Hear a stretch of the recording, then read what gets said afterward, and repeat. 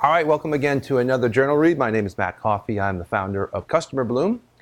We do these readings off of my personal journal from time to time, usually a couple times a week, to go through a couple of interesting points that you might find, well, useful in your entrepreneurial journey. We're on our first 7-figure year here as an agency, and we've grown up through the last couple of years to understand certain facets of the business. And hopefully some of this knowledge can pass on to you and to think about things in your daily life that can improve by listening to some of the experience we've had in building our company. And with that said, let's get on with today's entry.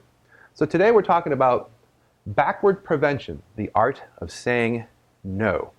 I like this one. I really thought about this journal entry as I wrote it down because it really pertained to some things that I think are critically important. So, it's hard to say no, especially when guilt and the feelings of the past echoes back to you. Because the future is what you decide at every moment.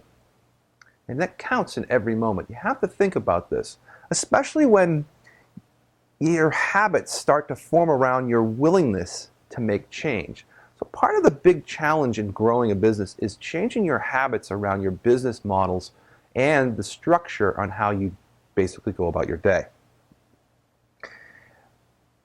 When we want something, it's very hard to unmask the elements to solve these problems by going into the past for answers. Moving forward with the people and places that support your cause is incredibly important. And looking into the rear view mirror has no place. I'm not saying that the past doesn't incorporate part of what you're thinking about, but think about this. A racing car has no reverse gear. You have to really think about moving forward and not looking at the past always for answers. And I think a lot of people get stuck in this sort of tide pool. So this process of there's no magic wand to create the change we require to move forward. Only really discipline of learning and experiencing actions from others really brings things into forward motion. Now, failing to listen to others has been the biggest hurdle for me. I've taken advice from higher-ended folks and decided to still go my own way, and it ends up hurting me in the end. So people who have already been down the path, we have to think about this and listen to ourselves. And that's the biggest hurdle, is saying no sometimes to other things that aren't going to help you move forward. Now, planning your future in these activities is the strongest weapon to achieve these results. But very few of us take these actions. So we have great ideas, but we don't take the actions. So we're not listening to ourselves properly. We're not saying no to the day-to-day hustle and yes to the ideas that will make a big change, right? So this is the real antidote for the malaises in life. And that's really because we need to take the effort to make these ideas actually get executed on.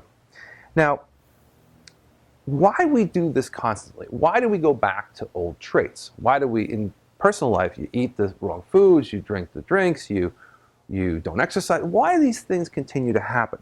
And I always wonder about this. So it's the ability to have a forward-thinking idea and to visualize the horizon of that, of our intentions. This mighty why is what I call it, where we really think around that destination, and we have to get our heads around that early in the day so that as we go through the day, we're reminded back to the ideas and things that we want to execute on. Because I think this is a big challenge today.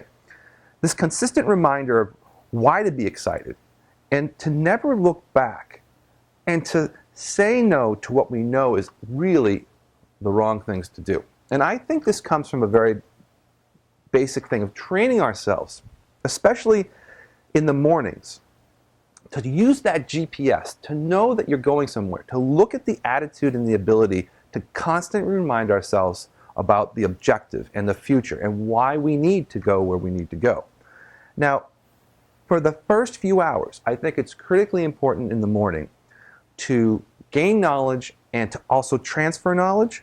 And this is where I think the pleasure comes from, the joy of knowing this destination. How often do people just immediately start to get on their email and start to jump into doing things for other people before they start to think about their own destination? I know it happens to me constantly, and so I've been very cognizant of coming in early and spending 2 hours on building my knowledge, connecting with new ideas, and then expanding upon that and doing these videos like this, or doing some other work that now brings out some of the knowledge base. It helps me retrofit sort of my knowledge base into a condensed version of thinking through what I want to accomplish. Now, the passing of the joyfulness comes from that, and I can continue that momentum through the day. But that takes saying no to other things, and I think that's a big part of why I'm trying to get this backwards prevention from happening, because so many days start with just the fires and the emails. You've got to think about how do you set up your day properly. Now, knowledge is where we can make an impact, and planning this in our worlds is critical. So this backwards prevention, out of anything else, is critical, because sure, we can do the work for other people. Sure, we can get up and start immediately into the process of working.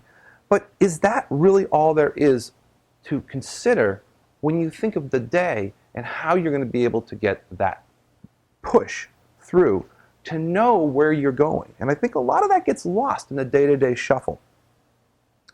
So maybe once in a while, the big fulfillment is more about having choices at the end of the day. So what are we really going towards? Well, we're really, from an entrepreneurial lifespan, we're trying to get to freedom. And freedom is really the time. So really looking at the time of the things that you'd want to do and that freedom. So encapsulating that into your process, setting up your day. So it's really what we're all after. And you can't get there by thinking backwards. You've got to think forward. And that starts by setting your day up properly. So hope this helps, and we'll see you in the next episode.